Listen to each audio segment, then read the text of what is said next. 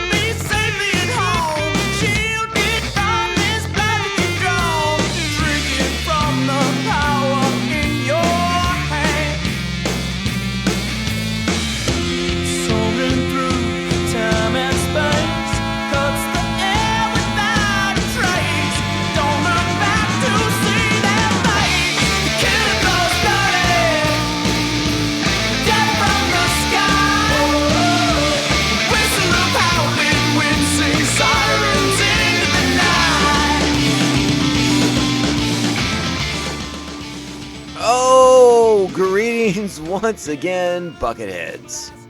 Mavar Tigar. Welcome to the 143rd Rootin' Tootin' Togruta episode of Mando Vision. Nargai Tom, and thank you so much for checking out this small independent Star Wars podcast. Remember to find us on social media. We're at Mando_Vision on Twitter and Instagram. You can email the show, mandovisiontom@gmail.com. Please be sure to like, subscribe, and follow the show. And of course, share it with all the other Mandalorians in your covert. How is everyone doing? Welcome back to another exciting installment of our Star Wars The Clone Wars rewatch series. I am hoping I do not sound unusual today. For shortly before recording this episode, I bit my tongue eating my lunch very, very hard, and it feels a bit swollen on that side of my mouth. So, but the show must go on, a swollen tongue or not. So we will power through and discuss today's exciting installment of Star Wars The Clone Wars. This is an arc that I'm really looking forward to rewatching and getting to discuss with everyone listening, because it is in my opinion, a very important arc for the emotional journey that it puts Anakin through, but also for the commentary that it offers us as to examine the Clone Wars themselves and how this is all part of the Sith's plan to undermine the Republic and the Jedi Knights. The Jedi Order, excuse me, if you want to be more broad about it. So, really looking forward to this. A little bit of background information. This is, I believe, a 3-episode arc, but it has its roots in the original Dark Horse comic book series that they did for the animated series that originally first brought to comic books Captain Rex and Ahsoka Tano. And this is the first, I believe, first 6 issues of that comic book series, written by Henry Gilroy, who's written for the Clone Wars animated series in the past. Brought this arc to the comic books, and they have adapted it into Star Wars: The Clone Wars animated series now. So, really interesting. And it's funny, as I sort of forgot about that until I started watching. I was like, wait a second. So it made me want to start going and digging through my comic books, which I will probably do after the show is over, because I would like to actually revisit the source material, so that we can talk about it with a little bit more. Just kind of compare and contrast sort of scenarios, if I can find them. Currently, my comic books are scattered in several different locations, secondary and third locations. What's the third location? Tridary locations across San Diego, because is the nature of having way too many comic books when you're in your 40s. It is what it is, though. I will track those down eventually and figure out how to read them, hopefully before this arc ends. But yeah, that's really exciting. I'm really interested in this. We're bringing in the Zygerian slavers into this arc, into this series, and obviously the slavery aspect, as I sort of alluded to, big connections to Anakin and the Jedi and what's going on with the clones. So I'm really, really looking forward to diving into this episode. This is Season 4, Episode 11, Kidnapped. Original air date was November 25th, 2011. Directed by Kyle Dunleavy. Written by Henry Gilroy from the comics. And additional work done on this script by Stephen Melching. who's just been on fire this season of the episode. Let's go ahead and check out our plot this week.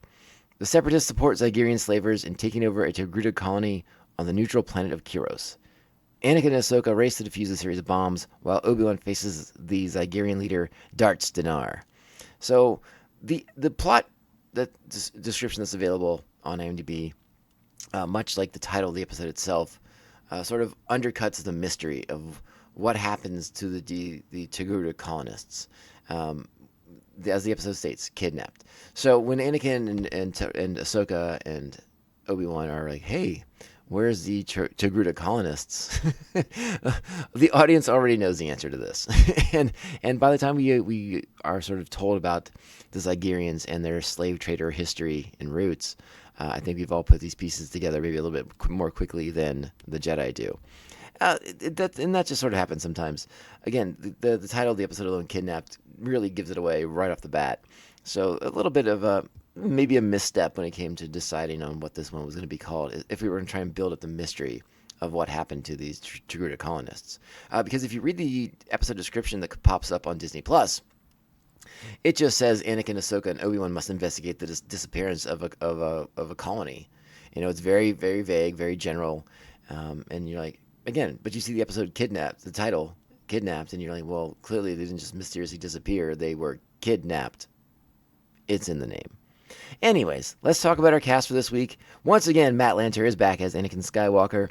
Ashley Eckstein is Ahsoka Tano. James Arnold Taylor is Obi-Wan Kenobi. And Plo Koon has a small part. Nick Jameson is Darth Dinar. D. Bradley Baker is all the clone troopers. Tom Kane is Yoda. Admiral Yularen and our narrator. Matthew Wood is back as the voice of the battle droids and the tactical droid. Corey Burton is Count Dooku. And Ricardo Mahmoud Vega is Atai Molek, a character we will spend more time with in the second and third episode of the arcs, if memory serves correctly. So that is our principal voice cast for this week. And before we kind of dive into the episode, I want to talk a little bit.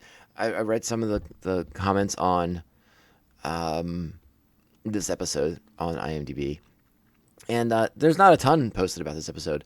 But one thing I did want to address, because this is actually one of the few times that we're seeing Togrutans in a very different light than what we've seen them in the past. You know, up to this point, with the exception of Ahsoka Tano, we mostly have seen Shakti up to this point, the Jedi Master herself. But we haven't seen a lot of the Togruta people out and about. Now, we've gotten a little bit more information about them since this episode originally aired in 2011. And we're learning more about them now through the High Republic stuff.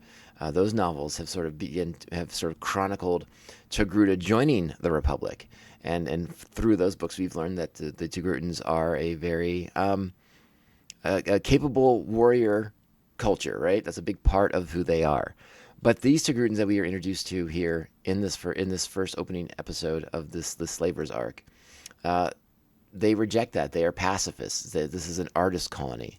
There are no weapons to speak of. They've created a society of peacefulness.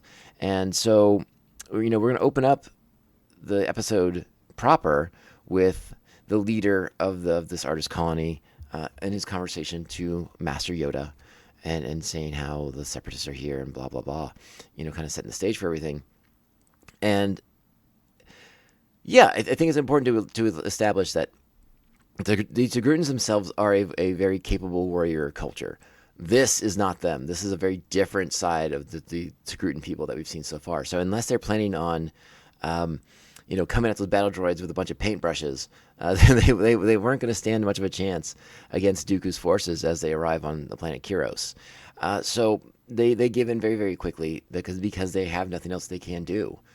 So they are really relegated to this sort of what Dooku terms as like a peaceful occupation.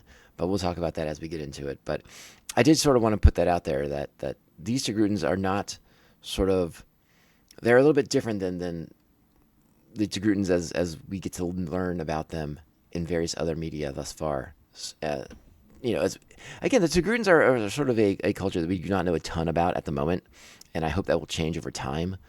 But for now, this is a bit of an outlier. This Togrutan artist colony doesn't maybe necessarily represent the Togrutans to the best of what we know them to be capable of through Shakti and through Ahsoka Tano.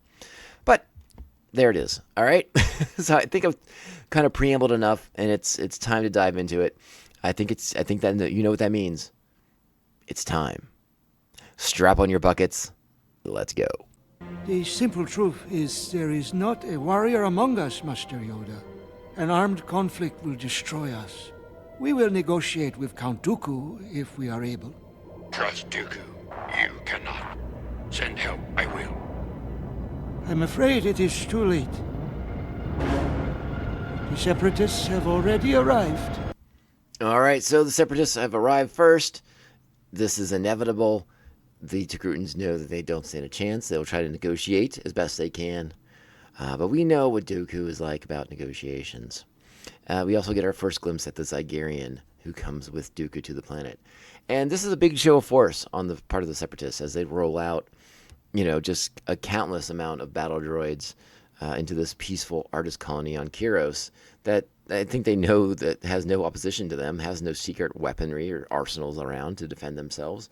So this is just a show of force at this point. And again, Dooku will spin it as he has done on many other planets up to this point in the Clone Wars.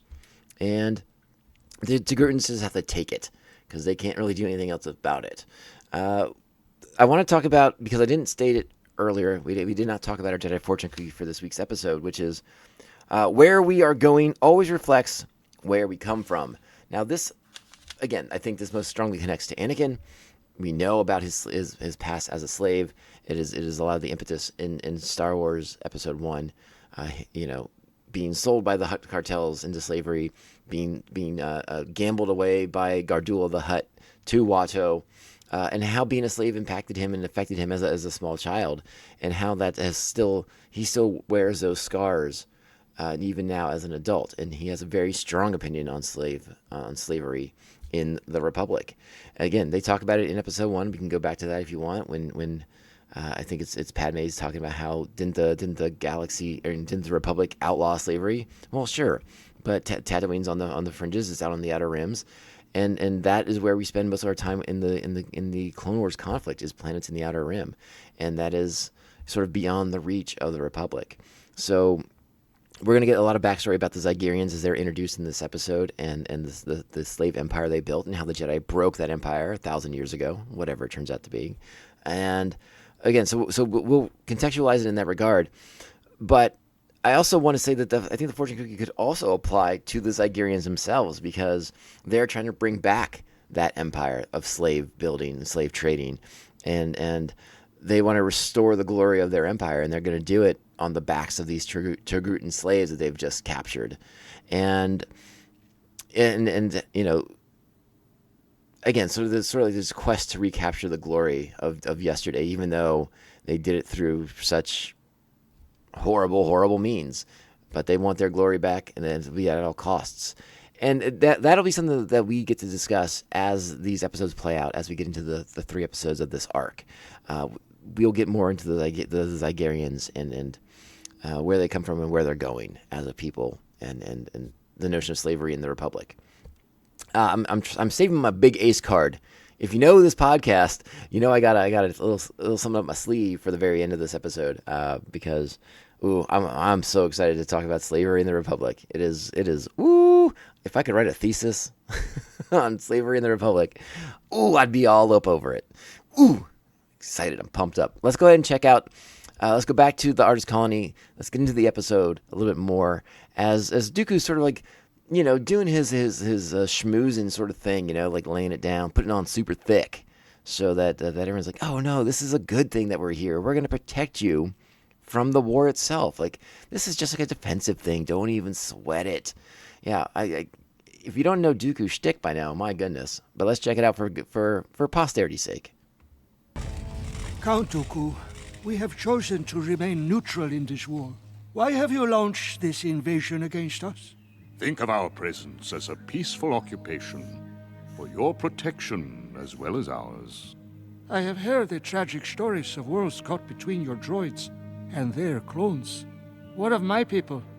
While I am helpless to prevent the fighting, I can offer your people sanctuary, a safe haven until the conflict has ended. Thank you, Count.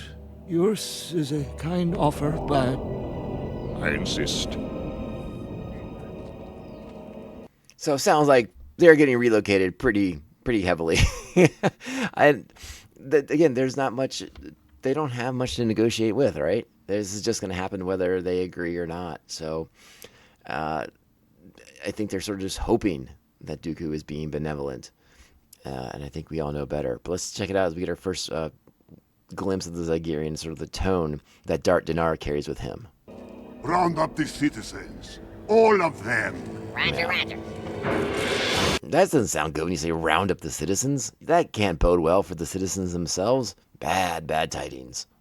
So it's been 10 days since Master Yoda had that exchange and the Separatists arrived. Now Republic forces arrived to Kiros, and they're going to make a landing effort and see what the situation is. We get to see the 501st deploying their soldiers, their troops, boots on the ground, if you will, all the machinery they bring with them. We get some cool little speeder bikes, and we get to see some new ones that have like a little side gunner carriage.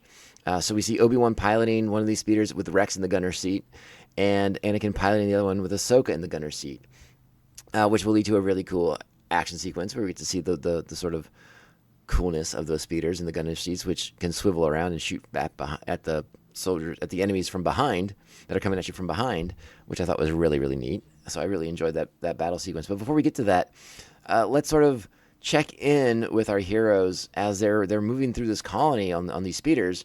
But there's nothing to be found. There's no droids, no colonists, nothing. And Ahsoka is the first to note this.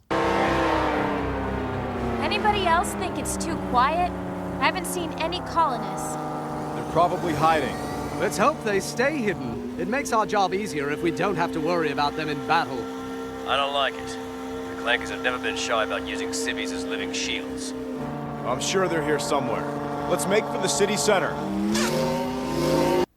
And it's shortly after that we get that battle that I talked about on the speeders, and it's a really cool sequence. But the Jedi and the clones do their duty, and they mop up the droids pretty easily. Let's check out what happens in the aftermath here as Obi-Wan's getting the lay of the land as the clones have advanced around the city center. Take it away, Commander Cody. Cody, any word from the Separatist commander? He's barricaded inside. His name is Darth Dinar.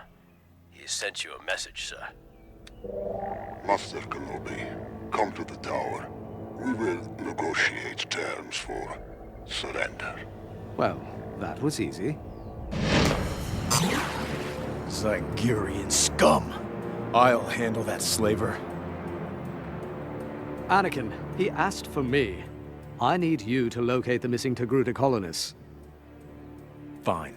I'll have Admiral Yularen initiate a planetary bioscan. All right, so Anakin's tone has changed very differently with the revelation that the Zygerians are here on the planet, working with the Separatists. And Anakin's very strong feelings about that, very emotional about that. And again, Obi-Wan understands all of this. But his choice to sort of not talk to Anakin, not to try to talk him down, is an interesting call. And I think sometimes Obi-Wan doesn't know quite how to handle Anakin in situations like this. So that's why he and Ahsoka are about to have a very interesting conversation. And I think Obi-Wan hopes that Ahsoka, being more like Anakin, will be able to sort of talk him down, center him a little bit more. And let's see how that... But I like this conversation between Obi-Wan and Ahsoka, as Obi-Wan has to provide a lot of the information that Ahsoka doesn't have about her master.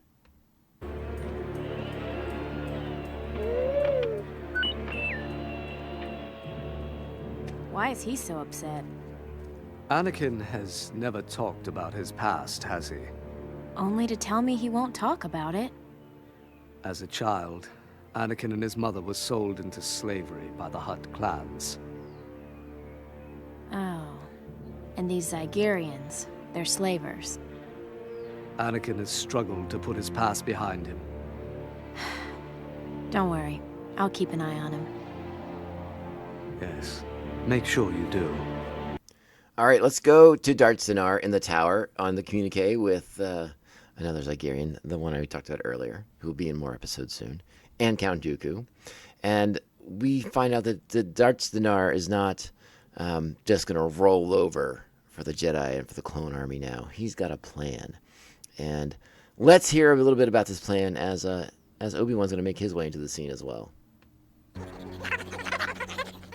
The last shipment has been received, Dinar. I understand the Jedi have attacked. Why are you still there? I'm going to make the Jedi pay for their arrogance. I have them right where I want them. Do tell. Gentlemen, meet Obi-Wan Kenobi, Jedi Knight.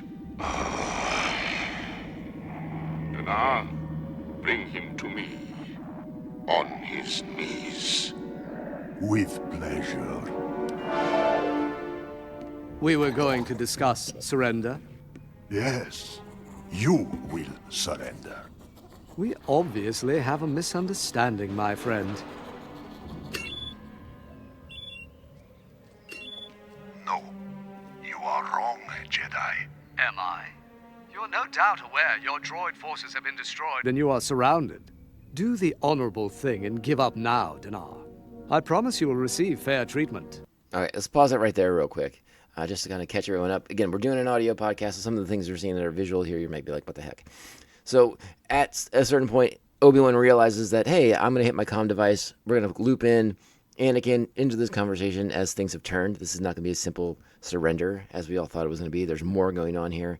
I think Obi-Wan senses there is a plot in play, and it's time to clue in his partner, his good friend, Anakin Skywalker, as he attempts to negotiate with the Zygerian. And the Zygerian, Darth Dinar, is going to give us a lot of background into why the Zygerians are so angry at the Jedi Knights, as you heard the one snarl as he caught sight of Obi-Wan Kenobi as he entered the room.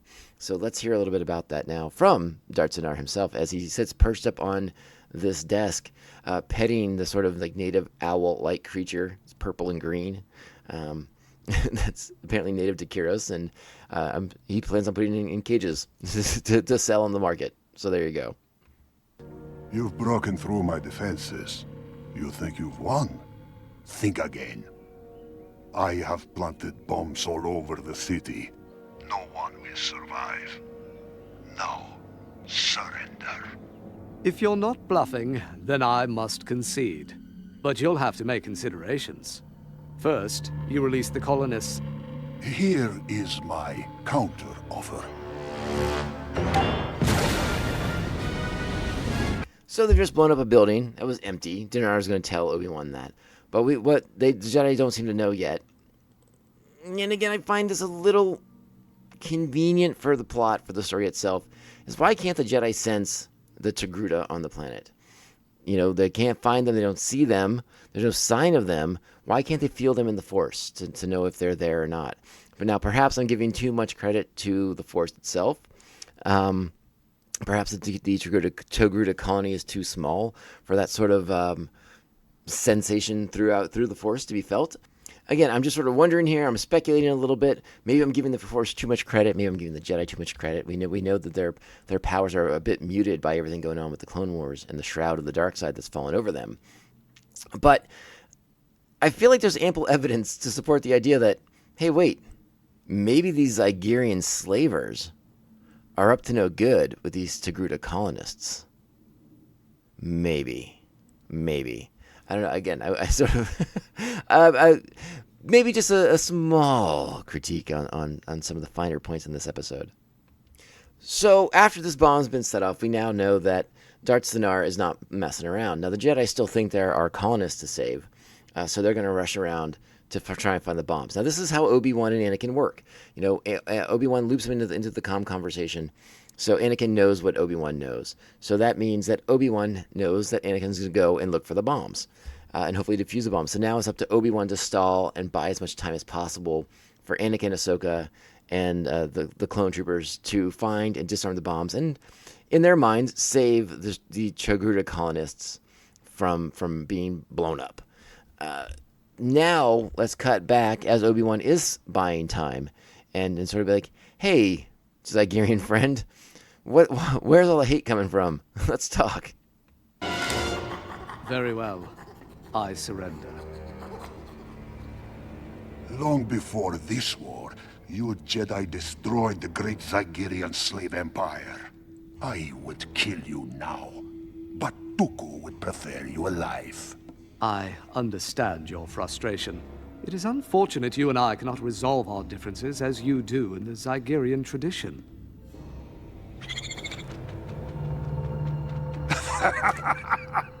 With no weapons, you would fight me?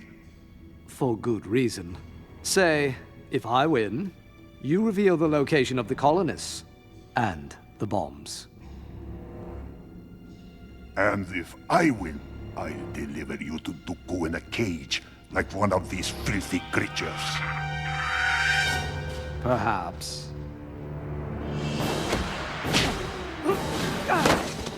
So no 1, 2, 3 go or square off or a bell ringing. Just picks him up, headbutts him, and throws Obi-Wan across the room. So the Zygerian way has begun. And again, this definitely feels like a stalling tactic on Obi-Wan's part. He's going to take a beating here to buy Anakin and Ahsoka the time they need to locate the bombs and defuse the bombs before they can kill anybody that might be in the vicinity of said bombs. Now, I know we're not there yet. I'm getting a little bit ahead of myself because Obi-Wan lets this go on for a while. And Obi-Wan takes a beating here from Darth Sinar here, this angry Zygerian. And I sort of get the feel that he's playing with him, but I really wish there had been a moment that once we get to the end of Obi-Wan and Ahsoka and Anakin, you know, once the bomb situation is dealt with, I really wish it was a bit more obvious that Obi-Wan had been playing with him. Like, you know, all of a sudden Obi-Wan gives him, like, you know, the punch that he should have given him, you know, a long time ago, and just knocks him out unconscious. I think that would have been an incredible way to sort of resolve the Darth Sinar situation. You get a little bit of that moment, but it's not quite as satisfying as if Obi-Wan had laid this guy out all of a sudden once he knew that the bombs were disarmed. Just my personal little thing here. But let's go. I think we're going to check in now with Ahsoka and Anakin as they are attempting to locate the bombs on the planet. They were able to use R2 to do this, by the way. They scaled back from having the planetary scan done. Anakin says that R2 can get it done faster by being hooked up in the local network there, and that's exactly what they do. So R2 locates the bombs. Ahsoka and Anakin know where to go, and we get to some bomb defusing by way of lightsaber, which makes it so that, wow, if you just had a lightsaber, you could defuse any bomb in the galaxy, apparently, which is a pretty useless bomb if you think the Jedi are coming. It's just a thought.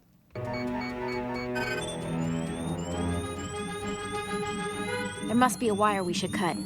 Or something to stop the countdown. Stand back.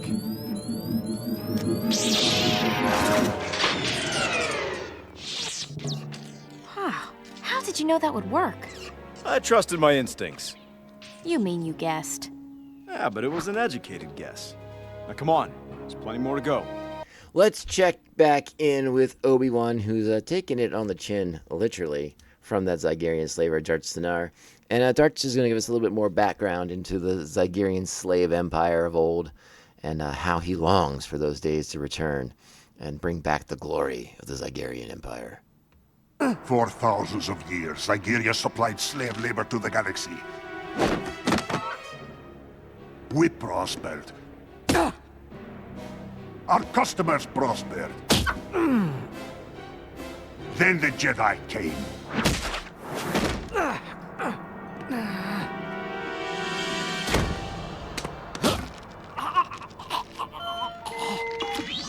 Excuse me, sir. We have a problem. What problem? Our spotters are tracking 2 enemy walkers moving through.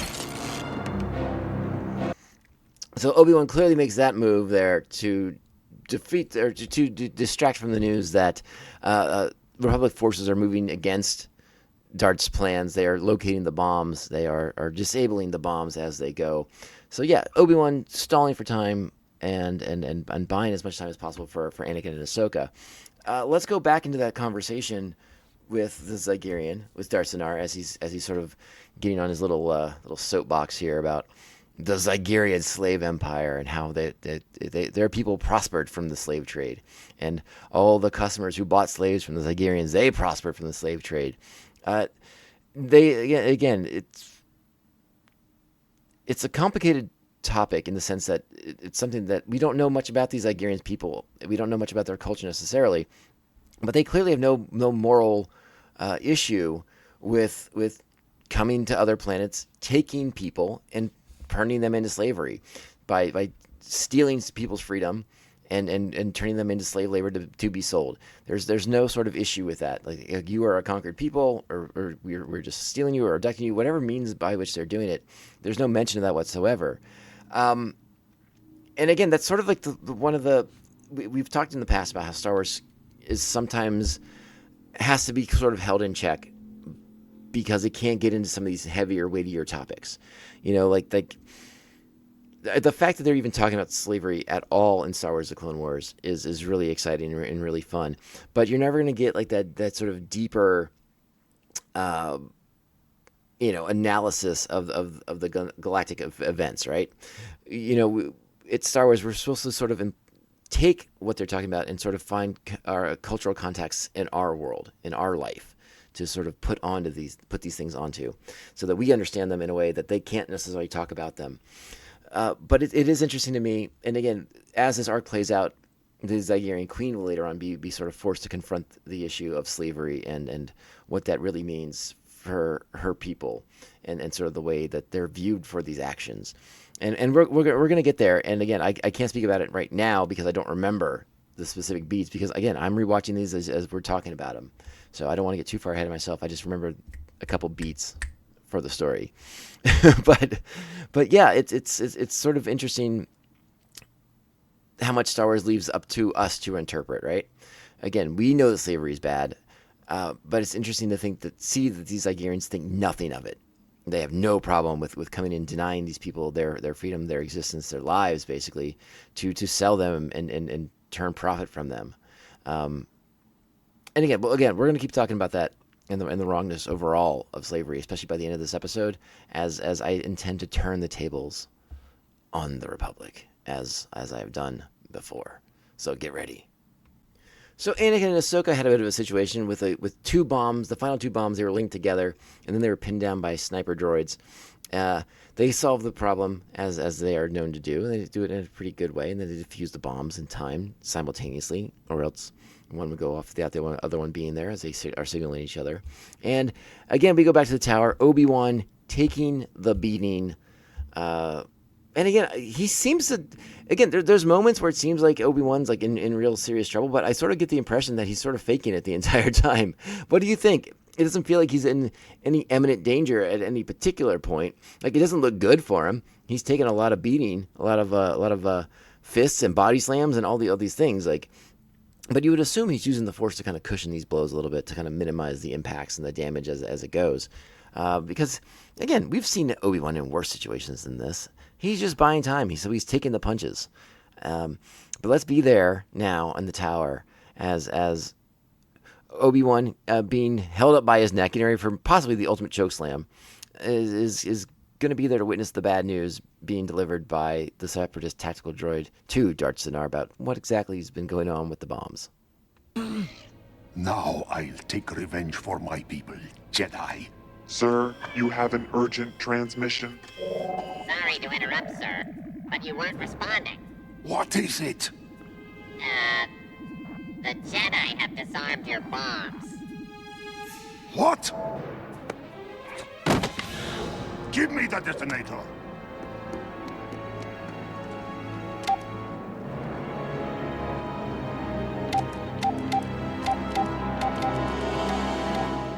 It certainly took him long enough this time. He just crushes those droids like nothing. Well, shall we discuss your surrender? Again. I still have one bomb left, Jedi. Sir, how could you?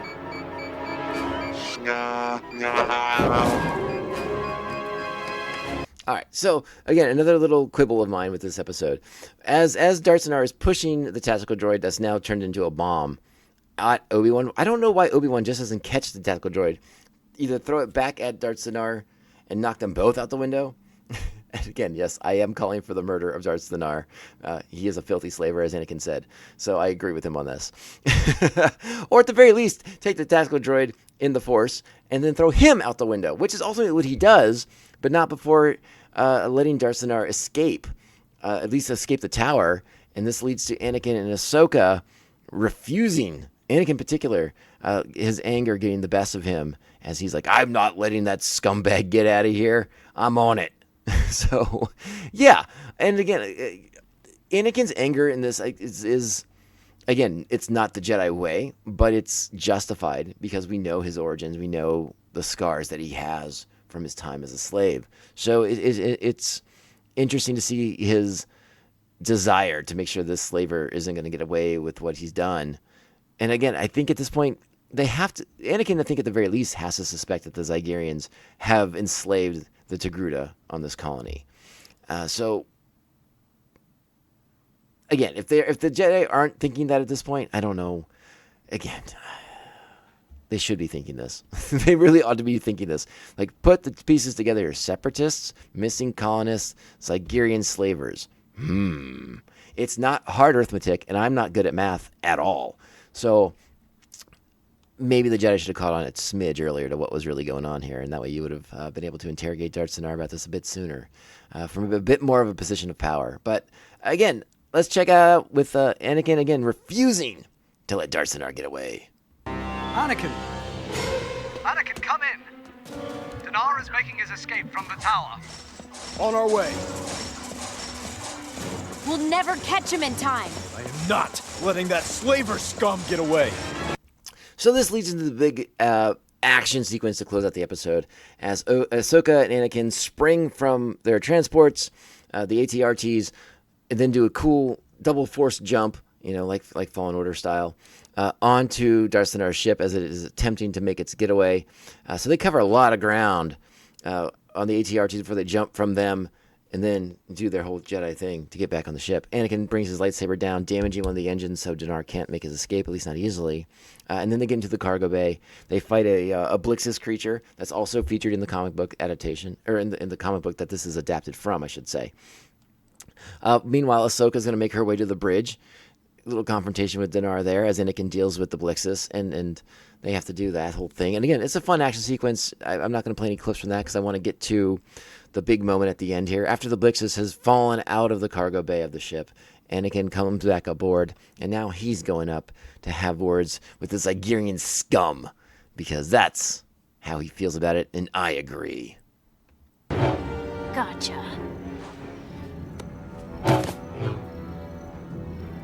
Mission accomplished, Master. Where are the colonists? I will tell you nothing. Where are they? Okay, so if you're not seeing what I'm seeing, it is Anakin Skywalker holding his lightsaber hilt to the neck of the Zygerian.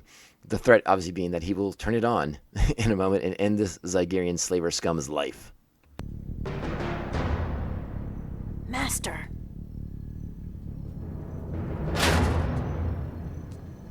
My queen is going to bring back the royal slave auction, as in the days before the Jedi. Zygeria will be rich and powerful again. The Jedi will not stop us this time. We'll see about that.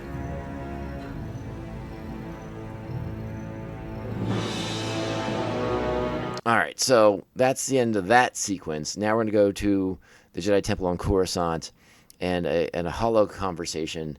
We got the Jedi Masters in Council here on Coruscant. We have Admiral Yularen on hologram, Obi-Wan, Ahsoka, Anakin, and I think Captain Rex is in the scene as well. All holograms as they're conversing on what to do next with this situation. Now that we know that the Togruta colonists have been taken, have been enslaved by the Zygerians, and will be auctioned off on the slave market. And Master Yoda is going to drop some big knowledge on us at the end of this, and I can't wait for that part of it. Hang on, let's go. General Skywalker, I ran the bioscan twice, but the results were negative. Are you saying the colonists are not in the city? I'm saying they're not even on the planet. Okay, so I did forget that part. That they still haven't put these pieces together. The Zygerian tells them about, we're bringing back the slave market. Yeah! Why would he talk about that if he didn't have the Togruta colonists to be on the market? It's Jedi. They're a little slow. I know they got a lot on their plates, but come on, guys. You pick up the slack. The entire population appears to have simply vanished. Vanished? That's impossible. Those are my people. Troubling is the return of the Zygarians. It is likely they mean to use Dooku to rebuild their slaver empire. We cannot allow that, Master. Agree I do. But first, find the colonists. You must. In great danger they are. What is it, Master? San Saiju, a darker hand in this mystery. Slavery, a great tool it is for the rise of the Sith.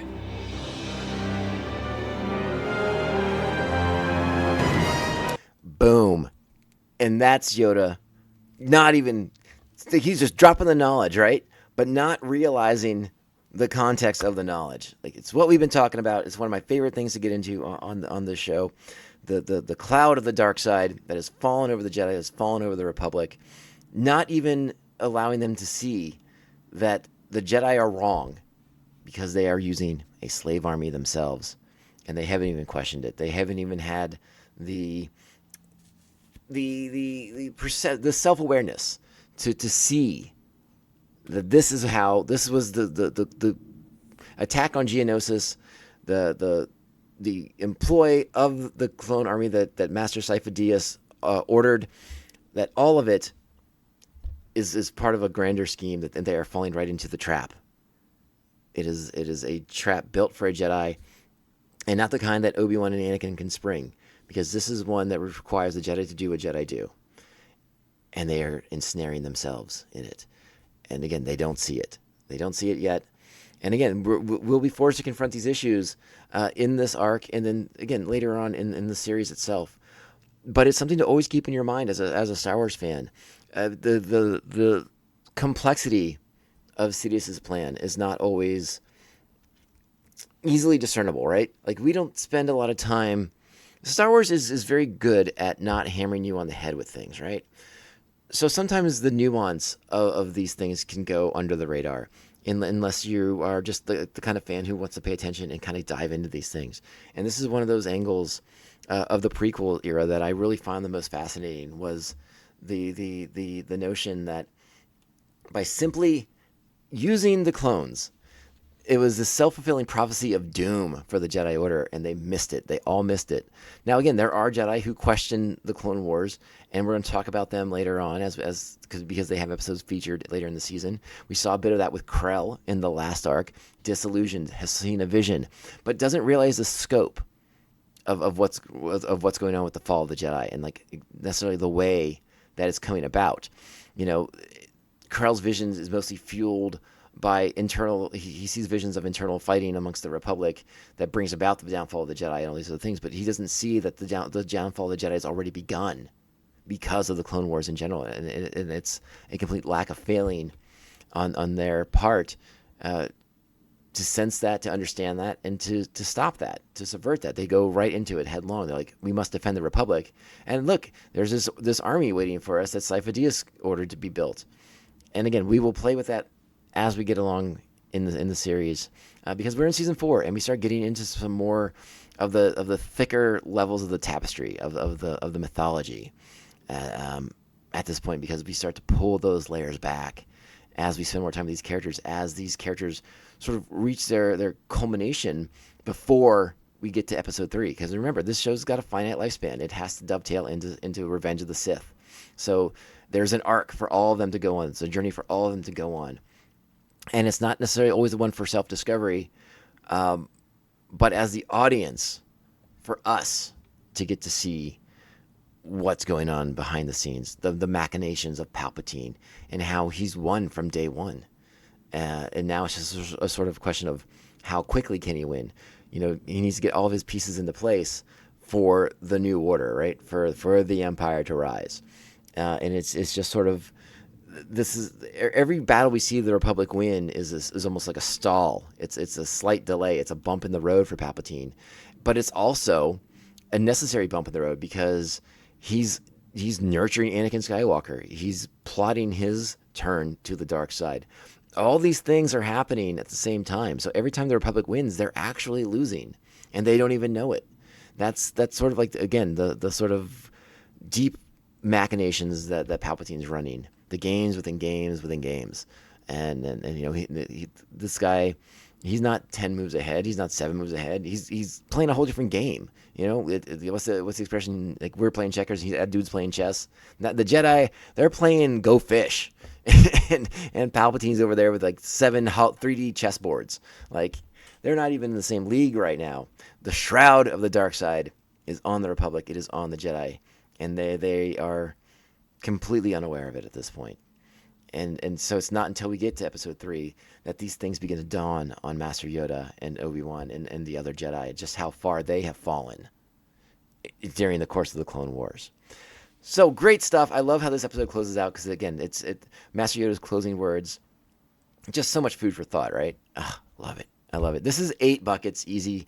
It's a relatively straightforward episode, but the overall context that we're going to get from the rest of the arc, I think, makes it stand out really nicely. But it's just the opening number. I think, if memory serves, episodes 2 and 3 are very, very nice as well, and I can't wait to dive more deeply into that tapestry, into the sort of fabric of slavery in the Republic in Star Wars. And again, I'm not going to be heavy-handed and try to beat us on the head about slavery in our world. We all know that history. We know the wrongness of that. I think we can all agree, and the wrongness of slavery in general. So we'll try to keep everything limited to what's in Star Wars, because that's important. That's what the show's about. I'm not smart enough to have like some PhD course on the cause and effect of slavery in the world. It's just not this podcast. You're the wrong show. But in the context of Star Wars, we can talk about that all day. All right, let's go ahead, wrap this one up. This was Season 4, Episode 11, Kidnapped. Again, it kind of gives away the big reveal at the end there that they're trapped by the Zygerians, but I think we all should have been catching on to that a lot sooner than we did.